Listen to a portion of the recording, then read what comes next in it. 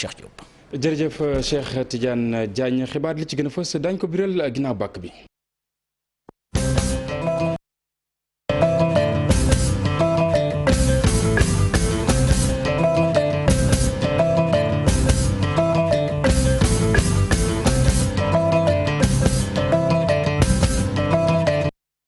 mbokk téléspectateur yu télévision Futur Média ñu jéggalu ci yéex door gi xibaar yi daañ ko rek door ak li nga xam ne moom moo di collecteur Hann Fann nag benn diwaan ca ëttam nag moom moo daal di màbb nekk fa nga xam ne moom moo di ca HLM Waaguñaay lu ni mel nekk fi laata Sénégal di moom boppam ba suñu jonn yàllaay tey teewu tam ay doomi aadama ñu ngi dëkk ci yooyu le gox nag bokk na fu ci mel ni HLM Grand Dakar Biscuiterie Point E ak itam fa nga xam ne moom moo di Mermoz jàpp Baobab Wakam juri njàqare di ngeen dégg ci jotaayu xibaar ki nga xam ne rek moom moo di préfet bu Ndakaaru kenn koo xamante ni mi ngi doon amal baccalauréat moom daal moom moo daal di génn àddina moom moomee di wuyu ci turu Djibi Sadio nag dëkkoon ca diwaan bu Kounkan nekk ca Kolda jamono yi nag ñi nga xam ne ñoom la doon defandool examen mbokk yi ñu ngi ñoom itam ci rek ak njàqare mouvement Y'en a marre jàppale ne daana rek jébbal ab plainte niki altine yem moo ko juróom-ñaari fan ci weeru septembre daal di koy jëkleel ki nga xam ne moom moo di madame Aïssatou Ka di commissaire bu jëppal ak ñenn ci ay ñoñam yoo xamante ni mouvement Y'en a marre jàpp nañ ne dañ doon xoxotal seen i ay ñoñ ci rek doxum ñaxtu wi nga xam ne nag ñu ngi ko doon amal naka noonu itam ñu xam rek ne duñu yem fii ci réew bu Sénégal dong daañu yóbbu mbir mi ba fu mbaxane doone benn mbokk yi li lépp tënk la bu ngeen taaxirloo tuuti ma dikk ñu faram fàccee.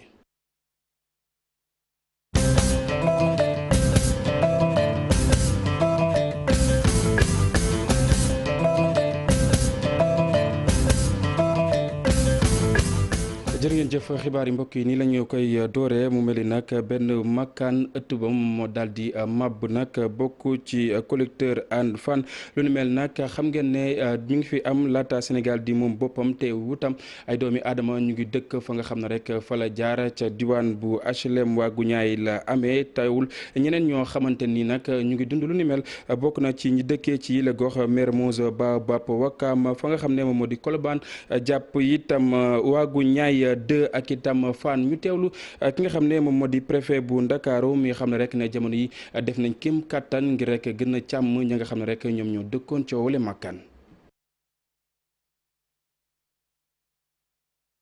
ñëw nañ xool ko gis nañ kàmb gi d'accord nañ ci wàllu sécurité bi ñu war a def mooy li njëkk mooy fexe ba ñi fi dëkk ñu wut fu ñu leen yóbbu ndax sauver seen bakkan parce que mbir mi alors dafa xaw a sensible. bu ñu leen dindee ba pare nag liggéey yi ñu war a def ñu def ko parce que ni ma ko waxee collecteur bi am na côté yoo xam ni xóotaay bi mën na 3 mètres kon loolu ak taw bii nga xam ne macha allah gis nañ ni waa di ubbeeku na loolu mooy mesure d'urgence bu ñu ko defee ba pare nag waa ONAS yi nga xam ñooy gérer canal bii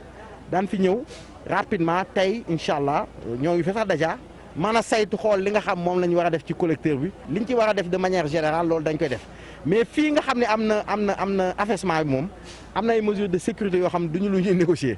et ñi nga xam ni wolof nee na ñi moom dëj bi ñoo ngi koy jooy ñoom waxtaan nañoo ak ñoom avant ñuy wax ak yéen sax je crois d'accord nañ ci loolu génn ci kër gi ñu daal ci baral lañ leen war a accompagner nag ci wàllu état loolu moom njëkk ci mairie bi dañ koy def rapidement. mbokk yi ca diwaan bu Grand Mbao nag foofee ab dépôt gaz moom moo daal di explosé ba tax itam ñaar ci ay doomi aadama am ci ay gaañu benn ndaamaar woo xamante ni itam jot na ci lakk ñu teewlu ki nga xam ne moom moo di coordonnateur bu centre bu gestion urgence environnement di Aliou Diop Salif Sow ak Asmalik ñoom ñoo taataan ay kàddoom. suba dañu signalé woon ne dafa am explosion benn dépôt de gaz à Grand Mbao donc bu ñu jotee information bi comme d'habitude dañu ko jox service yi ñi nga xam ne mën nañu liggéeyal yëpp ñu nekk ci secteur bi donc loolu moo tax ñu ñëw fii actuellement ak division installation classée ñoom ñoo yor autorisation façon dépôt yu mel nii ànd fi ak division pollution et nuisance ànd fi ak division régionale de l'environnement bu Dakar ànd fi ak suñu partenaire bi nga xamante ne chaque fois dañuy ànd ak ñoom mooy la section environnement de la gendarmerie nationale. donc bi ñu ñëwee fii effectivement gis nañ ne dafa am explosion donc bu ñu laajee mur bi naka la demee gérant bi lu mu ñu wax moom mooy dafa amoon benn camion boo xamante ne dafa chargé woon depuis démb après bu gaaree ci biir léegi nag le matin bu chauffeur bi ñëwee dafa taal rek moo am court-circuit donc loolu moom moo affecté un peu oto yi ba moom explosion. ñu am na ñaari blessé donc chauffeur bi ak gardien wu dépôt bi ñoom ñu ngi hôpital présentement. léegi dañu ubbi enquête pour jëm a xam réellement lan mooy cause yi pour xool su fekkee ne dafa am responsabilité à situer ñu situer ko su fekkee ne dafa laaj ñu améliorer aussi la réglementation ñu améliorer réglementation. ministre Abdou Karim Sall donc jaar na fi léegi ministre de l'environnement et du développement durable ndaxte moom façon événement yu mel nii yëpp fu mu am dafay bëgg a ñëwal boppam. jox nañu ay instructions pour que ñu xool bu baax ubbi enquête pour vérifier defal ko rapport lu mu gën a gaawee. ngay bàyyi xel ci fautes yi am c'est-à-dire accident yi am erreurs yi am toujours ngay xool nooy améliorer système bi ba loolu bañati am su fekkee ne erreur boobu ci nit ñi la nga gën a corser la réglementation su fekkee ne aussi leneen la nga jëm a changer. mbokk yi maa ngi leen ko doon junj sànq benn ndongo woo xamante ni bokkoon na ci njonganteeg bac bi moom moo daal di ñàkk bakkanam ca diwaan bu Koungkané nekk fa nga xam ne moom moo di ca Kolda moom moomee nag di wuyoo ci turu Djibi Sadio nag mu nga ñàkk bakkanam ginnaaw biir buy mitti ba mu ko sonalee jamono yi nag ñi nga xam ne ay ndongo lañ ca woowule école nag ci ak njàqare la ñu nekk ñu wax ci leneen mbokk yi jàpp leen ne ñetti fan a ngi nii askan wa nga xam ne ñoom ñoo yeewoo ca diwaan bu Sédhiou nag ci ab rek lëndëm la ñu nekk ba tax na itam jamono yi ñuy yëglu ñi nga xam ne ñoom ñoo war a corriger lépp lu soxal wàllu épreuve yi ci bac bi ak itam CFEE ab njàqare la ñu am wala bokk jafe-jafe ngir amal lu ni mel ñu teewlu reportage bu Bakary Konté ak Khali Diamé. population yi nekk fii ci diwaanu Tànkon ñoom nag ñi ngi jànkonteel ay jafe-jafe yi tar ndaw yi nekk ci mouvement défense intérêt bu Tànkon ñoom nag ñi ne dañu bëgg ñu tabaxal leen forage bu bees ndaxte château d'eau bu fi nekk dafa màgget atam dem na ba ëpp 33 ans ba pare ndox bu muy génnee ndox boobu kenn mënu ko naan. tey problème bi ñu fi gën a taxawal mooy problème ndox bi baaxul ñu ngi koy naan suñuy doom di ko naan suñuy yaay di ko naan avec tey fu ñu toll si situation yi ñun ñëpp xam nañu pandémie dafa am boo ci boolee yeneen feebar pour nga dee day yomb. dañoo jéggalu mbokk yi du ñàkk dina ñëwaat ci boobule élément jafe-jafe technique moom moo waral mbir mu ni mel ñu ñëw ci mbas mi ak tolluwaayam ci mim réew jàppale ne ñaari doomi aadama ñoom ñoo daal di génn àddina niki démb lu tolloog nag juróom fukk ak juróomi cas positif la ñu am fanweer ak benn ci ay cas contact ñaar fukk ak ñeenti cas communautaire di ay doomi aadama yoo xamante ni am nañu mbas mi te xamuñu rek fan la ñu ko jëlee mbas mi ci tolluwaayam fii ci réew bu Sénégal jàppale na nag ca diwaan bu Kaolack mu mel ne nag wàllante bi nag mu ngay gën di wéy rawatina itam ñi nga xam ne rek ñoom ñooy ñàkk seen bakken ba tax itam ay pexe ñu ngi ko nas jàmmale ci wowule diwaan ñu teewlu reportage bu Ibrahima Diamé ak Fally Gueye. ci région médicale bu Kaolack nag limu cas de coronavirus yi yokk nañ bu baax a baax diggante ñaari weer rek yëf yi doublé na ba dépassé limu ñaari téeméeri cas. région de Kaolack jot naa wàññ lu toll ci ñaar téeméer ak fanweer ak ñaari cas positif ci biir région bi li ñu mën a wax nag mooy li ëpp ci cas yooyu ñi ngi ko wàññ ci diggante tàmbaleeg weeru août bi ak léegi. li gën a bari ci kay nag ñu ngi ko enregistré ci district sanitaire bu Kaolack ci ñooñule amee coronavirus bi ci diwaan bi lu mat téeméer ak ñaar fukk ak ñaar jot nañu weer waaye lu mat ñaar fukk ak ñeent dañoo ñàkk seen bakkan. boo seetloo nag ci ñooñu dëddu ñëpp juróom-ñaar ñoo ci dëddu ci biir centre bi nga xam ne moom lañ jagleel faju coronavirus fii ci Kaolack ñi ci des yëpp am na ñoo xam ne seen kër lañu dëddoo. am na ñoo xam ne dañoo egg rek ci centre de santé wala ci yenn clinique yi wala même ci service d'accueil d'urgence bu hôpital yàlla moom leen. ci jamono joojule la programme réewum Corée bi ñu duppee KOICA daal di andi njàppalam ci waa région médicale ak enveloppe bu takku indi tamit jumtukaay yu am solo pour acteurs communautaires yi. COVID-19 is the global. tey nag dañoo indi matériel boo xamante ni ñuy woowee agent communautaire yi dinañ ci mën a liggéey yemuñu ci loolu kese dañoo indi benn enveloppe bu toll ci 33 millions pour jàppale leen ci xeex. ci gis-gisu kii di madame le médecin chef de région nag li waral kayit takarnaase lool ci diwaan bi moo di dem ak dikki bi ak événement yi fi jot am yu mel ni tabaski ci loolu le nag muy profito di soññaat askan wi ñu gën a taxawaat ci respect mesures barrières yi. ca diwaan bu Koungheul moom ndaw yaa fa ne ñoom ñoo ngay yëglu li ñu xamle moom moo di ku moywul li nga xam ne moom moo di sibiru nag dina gën a defi lor Covid 19 ndax ñi nga xam ne ñoom ñoo koy amee rek dañuy bañ a dem ca la nga xam ne moom moo di ca kër docteur ba tax itam jamono yi ñuy wéy di ñaax ñi nga xam ne ñoom ñoo fay yeewoo ñu teewlu ka nga xam ne moom moo yoroon seen ak kaddu Omar Ndiaye moom moo ko taataan. feebar bii di Covid 19 bi mu amee Sénégal ba léegi feebar bi day gën di yokk mu nekk danger pour population bi mais leneen li ci gën a garaaw mooy dañoo fàtte ne sibiru am na ci gox-goxaat yi moo tax ñu organiser journée bi pour sensibiliser leen mais aussi pour woo leen ñu def lii nga xamante ni waa Kër Docteur moom la ñu sant muy ñuy fexe di moytu yenn ndaje yu nga xamante ni amul benn njëriñ te day yokk développement feebar bi mais aussi ñi takk masque yi bu baax a baax mais aussi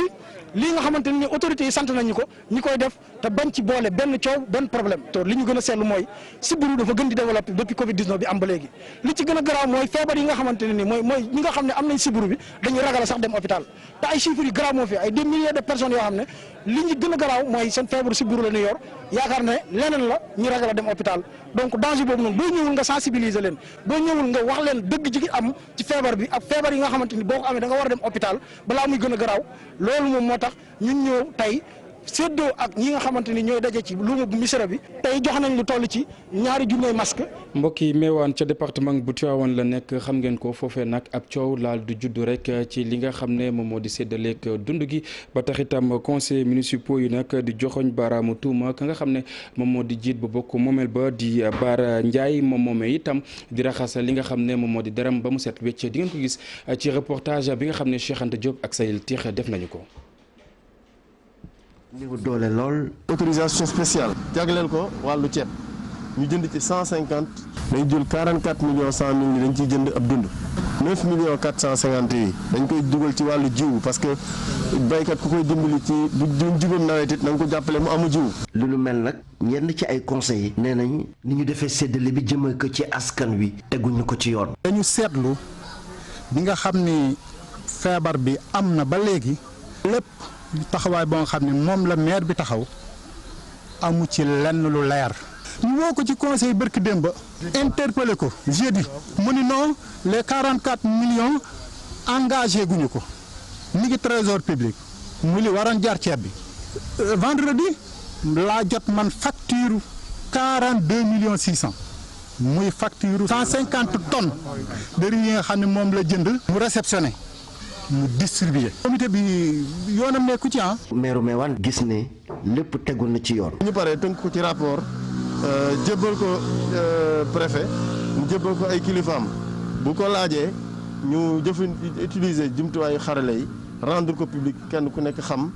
jumtuwaay yi moyens yi nga xam ni maire bi sàkk na ko jëmale ko ci askan wi. daanaka commune ab Meewaan lu toll ci juróom fukk ak juróom benn conseiller la ñu am waaye ñaar fukki conseiller ak juróom-ñaari de ñoom ñoo beru ne d'accord ci mbir mi. El Hadji Diop de premier adjoint au maire bu Meewaan nee na dinañ ci jokkoo ak waa OFNAC ak Cour des comptes ngir mbir mi leer. kuréel wi nga xam ne moom mooy yor wàllu cet gi fii ci réew bu Sénégal ni ki tey ji nag ñoo nga woon ca diwaan bu Mariste bokk na li ko waral daal di jëmmal ab opération woo xamante ni dina mën a tax ñu désinfecté ñaari lakk ya nga xam ne lépp loo xamante ni rek da leen fay sonal xam ngeen ko mu di yooyu lu ni mel itam tax na ñi nga xam ne ñoom ñoo fay yeewoo am ak mbégte ñu teelu reportage bu Fat Bintou Konté ak Jaafara Ba.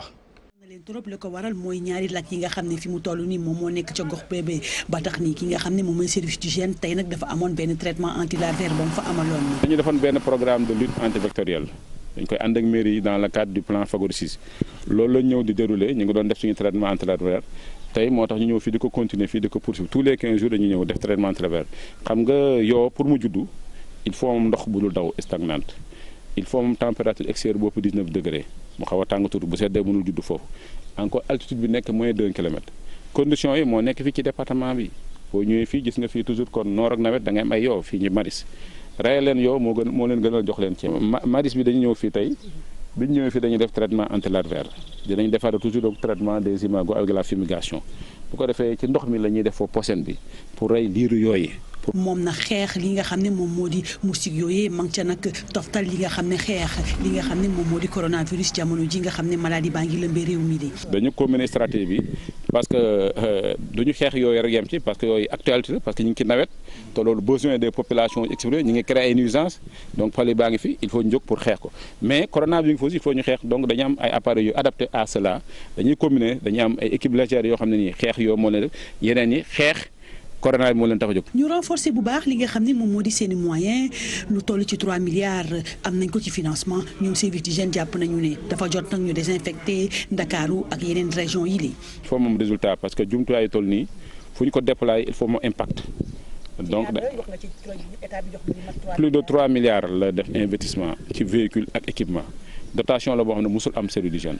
te booy. mu nekk nag jamono ji lu neex loolu population Maristes yi lutte anti-larvaire boobee ndax jam dañoo seetlu ne bu période hivernage jotee nag li ci ëpp lii nga xam ne moom moo di yooyu dañ leen di sonal lool. mooy nan la ñuy def ba suñu population bi nga xam ne si dafa nekk ci Hann Maristes muy presque lu mat 40 000 personnes donc loolu caaxaan te ñaari lac la ñu am lac yi nag. incha allah daañu accompagner non seulement campagne de saupoudrage ak de délarvation yi mais li ci ëpp solo mooy ñu dem ak état du Sénégal comme ni ko PASDIN prévoir woon il y a de cela 20 ans ñu préparer aménager lac yi ba bu. service d'hygiène nag jamono ji ñu toll mu fas yéene nag lancé ay fan yu néew li nga xam ne moom mooy opération de saupoudrage bi nga xam ne fas yéene ko def ci Ndakaaru ak li ko wër ngir xeex li nga xam ne moom moo di yooyu. jërëjëf Fatou Bintou Konté cant ak ngërëm ñenn la ci leneen la ñuy wax mbokk yi mouvement bii di Y'en a marre nag fas yéene jébbal ab plainte ni ki altine yem ak juróom-ñaari fan ci weeru septembre nag jëmale ci madame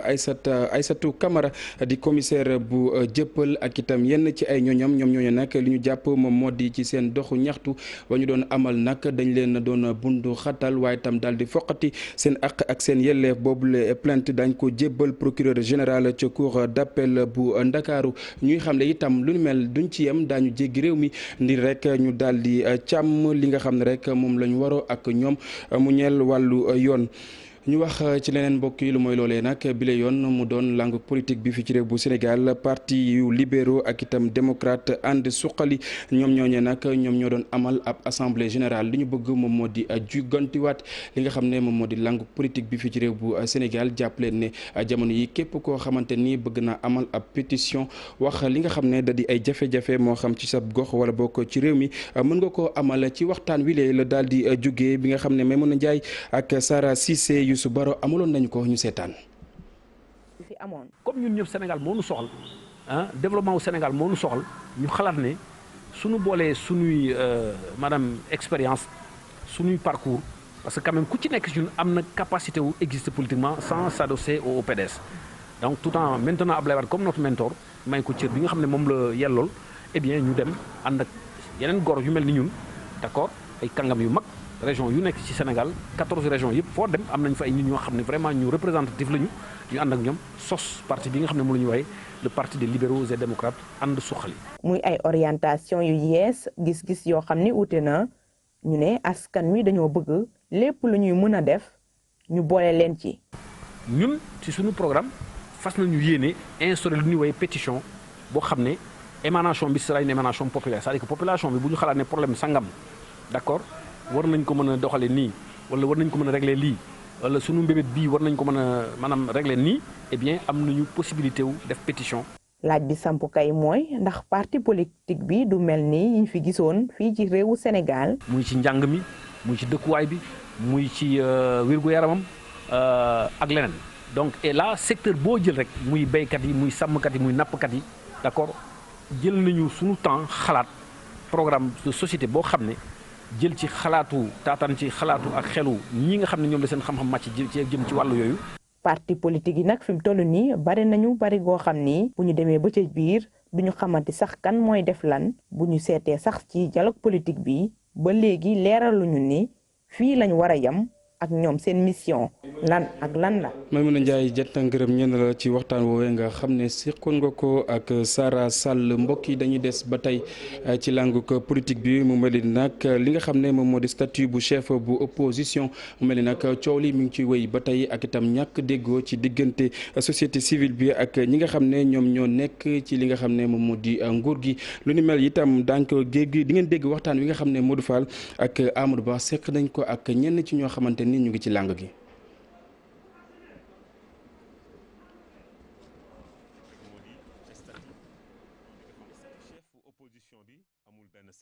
jamono ji kay li ñu war a teg rek moo di statut bu opposition bi nga xamante ni moo gën a méngoog doxinu démocratie. de l'opposition mën na nekk lu am solo parce que statut de l'opposition mooy wax ci ak yelleefu opposition maanaam lan mooy sañ-sañam jox ko ay sañ-sañ ba nga xam ne dina mën a am par exemple accès ci médias yi bi nga xam ne mu établi comme ay RTS ak ay Soleil ba nga xam ne assemblée nationale la ñu fa am ay commission yu leen di jox d'office. waaye pour maître Djibril War chefu opposition bi dañ ko waxtaanee ci dialogue national. président Abdoulaye Wade moo ko njëkk a taxawal ci suñu constitution de 2000 yàlla dogal mujj ko fësal ba mu mën sotti président Macky Sall ci dialogue bi nga xam ne jàmm ci la lépp xaj moom nitu jàmm la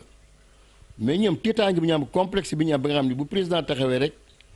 ñu ne am lu mu làq ci ginnaaw day galgal soxlawu ko. Moundiaye Cissé yokk ci ni chefu opposition du lu ñuy décréter. le chef de l'opposition mooy kan mooy jiite opposition kii jiite opposition. jërëjëf Modou Fall ñu di la jaajëfal bu baax a baax mbokk yi ñun itam ñu jéggalu ci jafe-jafe yi nga xam ne am nañ ko ci wàllu technique de suñu ay coobare ñu desandi foofee nag daal di fay buur yi la jotaayu xibaar daal di jox ki nga xam ne moom moo di Cheikh Tidiane Diagne mu wëyal ak ganam ci li nga xam ne moom moo di soir d'info jërë ngeen jëf mbokku téléspectateurs yi. voilà jërëjëf Cheikh